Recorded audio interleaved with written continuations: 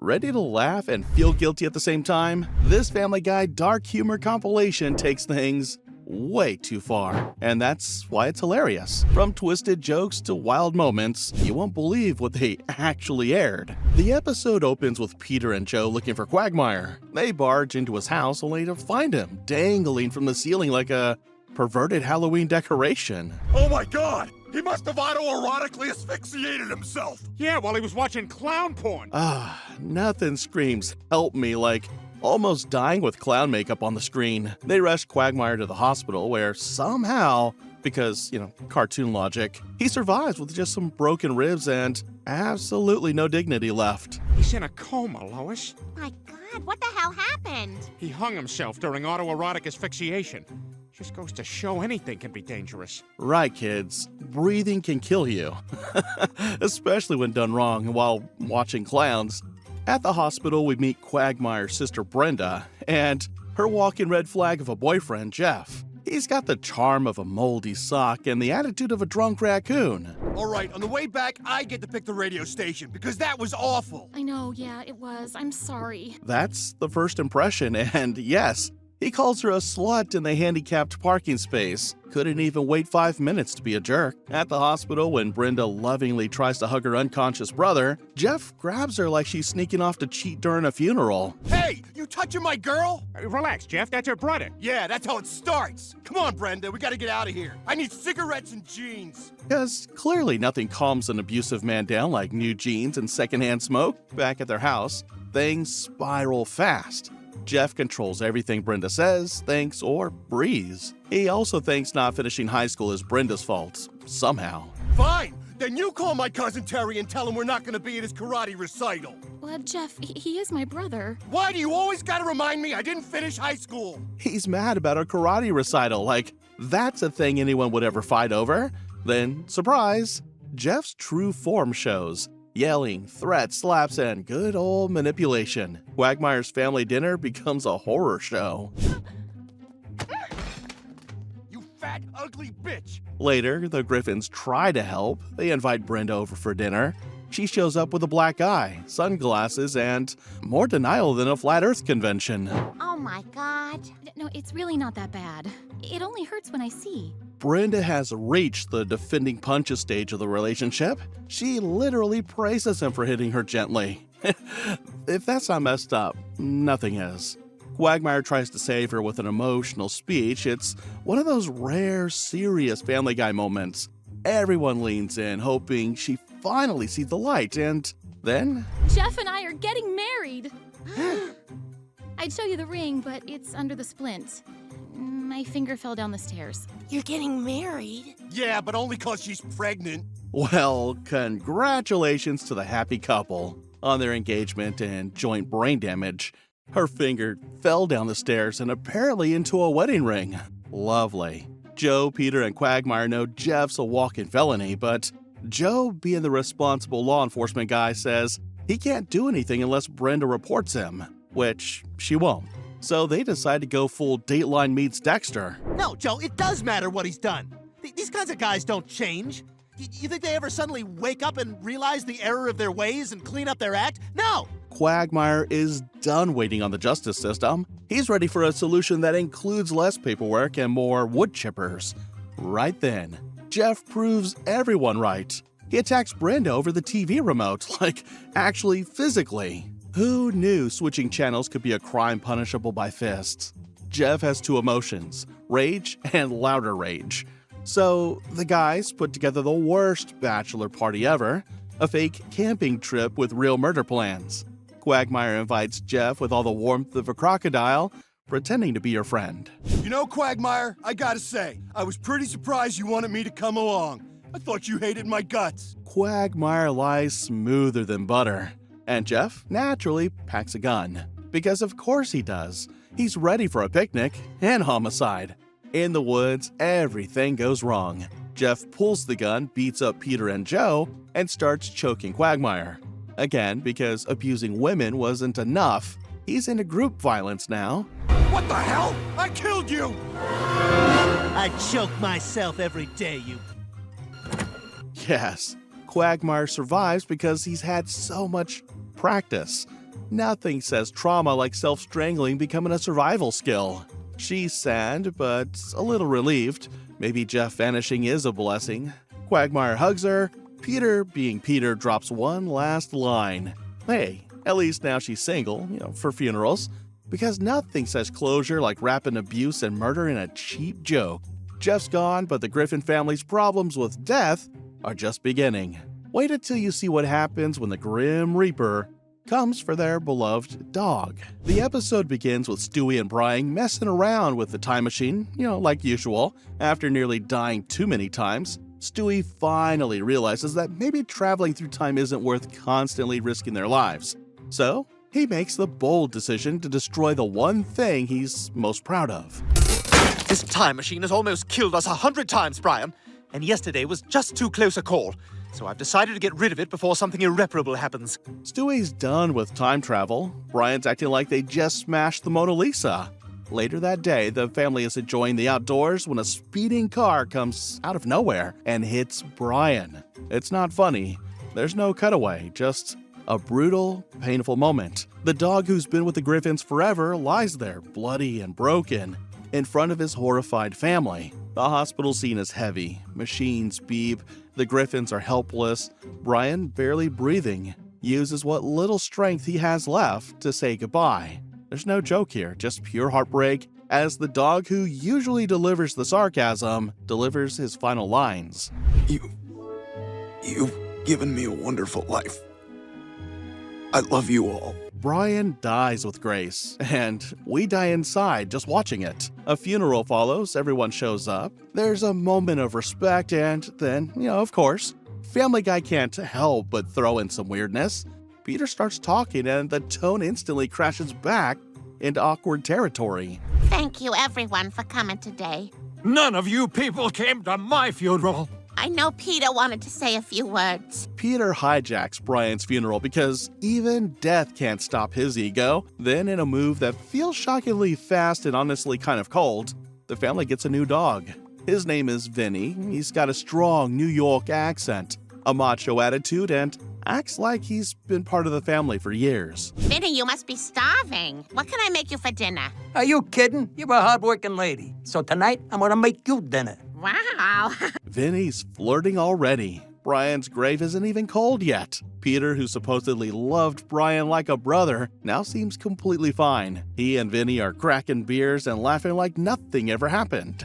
Oh, boy, Vinny, hanging out with you has been the best. You want another beer? No. I'd love one. Peter's moved on fast, like Brian was just a borrowed dog. Meanwhile, Stewie refuses to accept this. He doesn't want Vinny around. To him, it's just a replacement, a betrayal. But Vinny keeps trying to connect, and finally, he opens up with a sad story of his own. Before you guys found me in the shop, I lived with an old man named Leo. It was just him and me in a tiny apartment, and we got pretty tight. It was real tough. Vinny drops the sad dog tale, and Stewie's cold heart finally cracks. So, that's it. Brian's dead. Vinny's in. The show moves forward like nothing happened, but for fans, this was a gut punch. Replacing a beloved character with a new dog in the same episode felt like emotional whiplash, especially when all Brian got was a quiet goodbye and a car bumper. Brian's death shocked everyone, but his replacement brought new drama. Speaking of shocking discoveries, wait until you hear about Quagmire's family secret. Brian packed a small bag and walked up to Lois and Peter, ready to tell them he was leaving, but instead of asking where he was going, they reacted in a way that made it seem like they were relieved to see him go. We knew this day would come. Good luck wherever you wind up. Take care, buddy. Call if you want. If not, take care of yourself. Wow, not even fake sadness, just vibes of finally peace and quiet. Meanwhile, Peter and Joe headed over to Quagmire's house because his dad was coming to visit. Quagmire had the most dramatic way of introducing him. Ha! That's my dad. No one dances like Lieutenant Commander Dan Quagmire. Dad, this is Joe and Peter. Quagmire really rolled out the red carpet like his dad was Elvis back from the grave. Next day, Peter goes to Quagmire's house when his father wasn't around. So he started the talk by reminding when his father danced. Oh, yeah, that was so funny, man. Yeah, no, it wasn't funny. It wasn't funny. It wasn't funny. It was gay. Peter's humor detector is really just a broken compass stuck on cringe. Quagmire confronts him, but he says he isn't gay, so next day, Quagmire comes to Peter's house for a confrontation, telling them that it's about his dad. He wants to have a sex change operation. Whoa, I knew he was gay. I didn't think he was that gay. No, Peter, he's not gay. He's a woman stuck in a man's body. Peter hears transition and somehow translates it to maximum gay mode. After sex change surgery, Lois and Peter invite Quagmire and his dad to their home. His father, now mother, even brings a dish. I made a crumble. Oh, how thoughtful. Throw it away in the outside garbage. Lois, queen of fake smiles, couldn't even pretend to like dessert from a trans woman. Later, Brian stopped by a bar to grab a drink. That's where he met Quagmire's dad, except now things were different. His dad had transitioned and was now more like Quagmire's mother. Hey, here's to exciting new opportunities on the internet. I'm sorry, I didn't mean to bother you. Brian's emotional baggage radar was off today. He saw red flags and asked for more. The two started talking and surprisingly hit it off. One drink turned into a full-on bonding session, and before long, things escalated. You know, we are in a hotel. And I'm in room 406. Put it on 406. Brian's bad decision speedrun just broke a new record. The next day, Brian came home and excitedly told Lois and Peter about his trip. But more importantly, he couldn't stop talking about the woman he met. I met an amazing woman. Finally, the whole package. Oh, you met her at the seminar? No, that's just it. It was right here in town last night. Brian, 100% confident, 0% clue. Whole package was right, just not how he thinks. He was so impressed by her that he couldn't stop raving about her. To prove his point, he even pulled out a picture. Here, Lois, take a look. That was the exact moment Brian's brain tried to pack up and flee his body. Lois and Peter completely lost it. Confused, Brian went to Stewie to tell him about his trip, still gushing about his so-called soulmate. Oh, come on in, tell old Stu. You know, I've heard the phrase soulmate for years, and I never got it till last night. Brian's soulmate moment is really just fate hitting him with a brick labeled oops. But before Brian could even process his own story, Stewie jumped right in with his own shocking news. Quagmire's father, decorated war hero Lieutenant Commander Dan Quagmire, is now a woman. Total sex change. Stewie dropping truth bombs like it's open mic night. Brian kept laughing, joking about the name change, completely unaware of the truth. You still call him Dan? No, and I'm not crazy about the name change. What is it, like Danielle or Dana? No, Ida. Brian's laugh stopped midair like a record scratch at a funeral. Ah! Oh, what? What the hell? What's wrong with you? I had sex with her! Oh, what? Meanwhile, over at Quagmire's house, his dad had an announcement of his own. He had found love. I met someone. What, you did? Oh my God, Glenn, he's amazing. I couldn't be happier. Really? What's his name? Quagmire's brain just crashed, rebooted, and screamed. Error 404, peace not found. Brian's dating disaster was embarrassing, but at least nobody tried to burn down buildings. Too bad Peter's next bright idea involves matches and insurance money. It all begins in the dumbest way possible. Like most Griffin stories, Peter is out mowing the lawn doing one of the few manly things he's trusted with. But of course, he finds a way to mess that up too. He runs over one of Brian's buried bones and a piece goes flying right into Quagmire's face. Because why just cut grass when you can cause brain damage? Perfect. They rush to Mort's pharmacy to grab some antibiotics for Quagmire. You know, just a chill day with a bleeding friend. But when they get there, Mort is having a full-on meltdown behind the counter because, of course he is. Oh, it's awful, Peter. Why? What's the matter? The pharmacy's going under. I can barely pay my bills. Ah, yes. Nothing screams financial ruin like sad elevator music on loop. Turns out things started going south after his wife Muriel died. Not because he missed her emotionally, but because apparently she was the business mastermind, or at least really good at scamming people while looking mildly presentable. She could get away with overcharging people because they were always mentally undressing her and then redressing her once they saw the horrible mess underneath. Mort basically admits his wife was a walking distraction scam. That's Romantic? Maybe? Peter, Quagmire, and Joe try to help out in the most Griffin-style way possible by doing absolutely nothing right. Shockingly, their efforts go horribly wrong. Quagmire, look out! Oh no! They try to help and end up nearly killing someone again.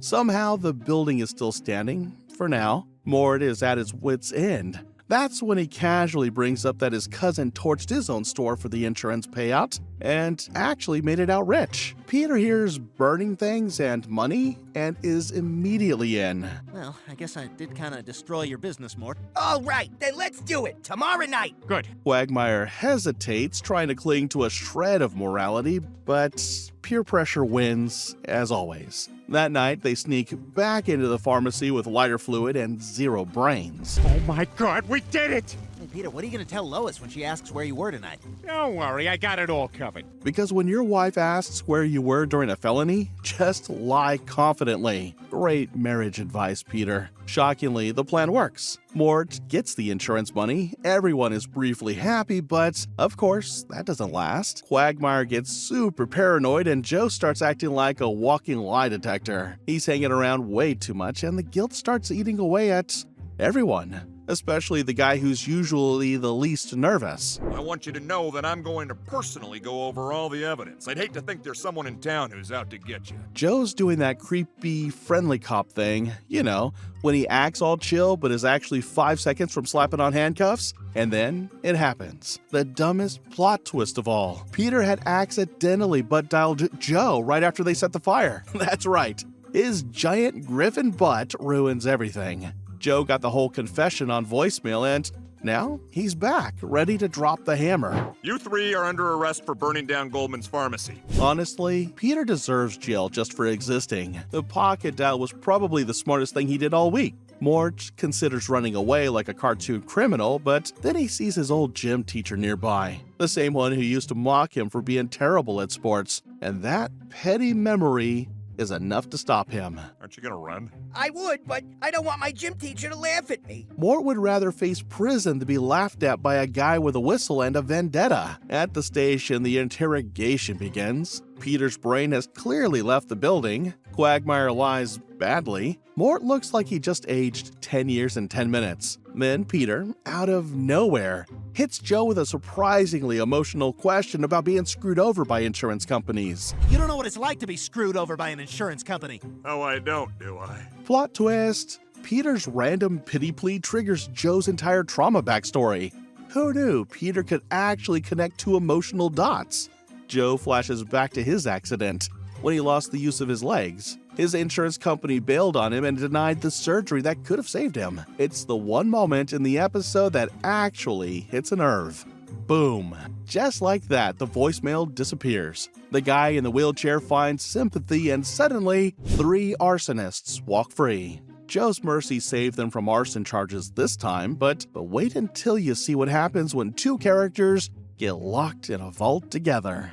The episode kicks off with Brian and Stewie at the bank because apparently Brian keeps valuables in a safety deposit box instead of just hoarding them in the garage like everyone else. Stewie, being 5 and already more judgmental than most adults, asks what's in the box that's too important for the yard. You have a dead bird in there? What are you going to do with that? I was gonna take it home, show it to Lois, make her proud of me.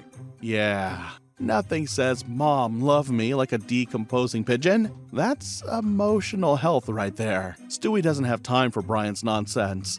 He bought a $3,000 sweater and is racing the return deadline like it's the Olympics. While they're bickering, the bank vault door slams shut, locking them both in. Did you just crap your diaper? I got scared when the door closed. Stewie initially blames Brian like he's plotting a baby-sized heist. Meanwhile, Brian's dealing with trauma, and Stewie pounds on the door like it's going to magically open. Brian drops the worst news you can hear in a sealed metal box. They're stuck until tomorrow. You're wasting your breath. These bank vault doors close automatically at the end of the workday. This thing won't be open again till tomorrow. And now they're starring in 127 Hours Bank Vault Edition. Stewie panics, not because they'll miss dinner, but because he's stuck in a dirty diaper. He delivers a full medical speech about rashes and infections, as if Brian has a spare Huggies pack stashed behind the wine bottle. Eat it. What? Eat it, Brian. You're out of your mind. This is not a request. This is a war crime disguised as baby talk. Brian, praying for a distraction, remembers Stewie has his phone. Finally, some hope. Until Stewie uses the last bit of battery calling about the sweater. And of course, by the time Brian gets it back, it's dead. You wasted the one phone call we had to return a sweater? Oh, this day. Ah! Brian, completely over it, slaps Stewie. Stewie cries. Brian feels guilty and does the unthinkable. He starts licking the diaper. Yes, that diaper. Stewie pukes. Brian, now totally broken, eats that too. Got some dessert for you. This show just turned into a horror short written by toddlers on mushrooms. As Brian collapses in shame, Stewie casually drops a casual gut punch. Brian, What? I just realized something. What? Tomorrow's Sunday. So instead of one night, they've got 2 full days of psychological breakdown. Fantastic. Brian remembers the wine he stashed for emergencies. Guess what? This qualifies. He and Stewie get drunk faster than you can say child services. Eventually, the alcohol wears off and the emotions hit hard. Stewie, feeling dramatic, hands Brian a gun and tells him to kill him. Brian takes it, not knowing it's loaded. The gun goes off. I'm sorry, Stewie. Me too. How long is this gonna last? No idea. Nothing says bonding like shared gunfire in an enclosed space. No joke left to make here, just a sudden drop into real talk. From diapers and vomit to depression and suicidal thoughts in under 20 minutes. Family Guy doesn't ease into the deep end. It cannonballs in. The Griffins were pretending to be a functioning family at a restaurant for Lois's birthday. Everyone handed her sad little gifts that looked like they were either stolen or regifted. Then Brian dropped a nuclear bomb of generosity. Oh my god! 2 tickets for a cruise? Brian showed up like he's trying to win America's Next Favorite Son, while Peter cried over his dollar store candle. So Lois and Peter went off on their fancy getaway, leaving behind their children and every trace of responsibility. Stewie, obviously, assumed he was invited. No, you can't leave. Not without me. I'm the baby. Stewie thought he was going yachting, but got ghosted like a Tinder date in diapers. And now we know 2 things. Stewie holds grudges, and he has terrible taste in movies. Once home, Stewie began plotting. Not sulking, plotting. Like a baby Hannibal Lecter with worse impulse control. Okay. Then I'm gonna make her crawl on her hands and knees while I drip hot candle wax all over her back. This isn't a tantrum. This is a deleted Saw script in footy pajamas. Brian, being nosy and tragically optimistic, asked Stewie what he was planning. Big mistake. Yeah, she's been a bad girl. And then I'm gonna gag her with her own underwear. Most babies cry for juice. Stewie's drawing torture blueprints like he's prepping for a medieval job interview. Brian clearly regretted asking, but Stewie just kept going because emotional limits don't exist for him. Fast forward, Peter and Lois are fighting on the cruise like normal dysfunctional couples. Suddenly, Stewie appears out of nowhere, fully ready for murder. Stewie? What the hell are you... How did you get here? Oh, there's a very simple answer to that. You drove me here, Lewis. Nothing says surprise like your child hijacking your honeymoon with murder in his eyes. Lois barely had time to process the jump scare before Stewie went full slasher mode. Other kids learn to tie their shoes. Stewie learns how to end lives on cruise ships. Back home, everyone's pretending Lois just disappeared. Meg's weird, Peter's clueless, and Stewie? Oh, he's glowing like a baby Dexter. What are you talking about? Lois's death was an accident. Which is just what someone who pulled off the perfect murder would want you to think. What the hell are you... Subtle? No. Guilty? Absolutely. And somehow still smug about it. Brian started connecting the dots, remembering all of Stewie's murder rehearsals. Well, you can play innocent all you want. I am gonna find the evidence to put you away. Brian just turned into Dog the Bounty Hunter with a conscience and a literary degree. Stewie panicked. Not because he felt bad, just because he was about to get caught. So naturally, he tried to blame Peter, and Peter, of course, helped by being dumb enough to almost confess. But then... God, what happened? We thought you were dead! Mom! We thought Dad killed you! Plot twist, Lois is alive. And Stewie's big villain arc just face-planted in front of the entire courtroom. But knowing Stewie, this failure only gave him more ideas. He doesn't quit, he reloads. If you made it this far without gasping or canceling your TV, congrats, you've officially survived the darkest corners of Family Guy. Love it or hate it, you can't deny how bold it gets. Don't forget to like, comment your favorite messed up moment, and subscribe for more outrageous clips.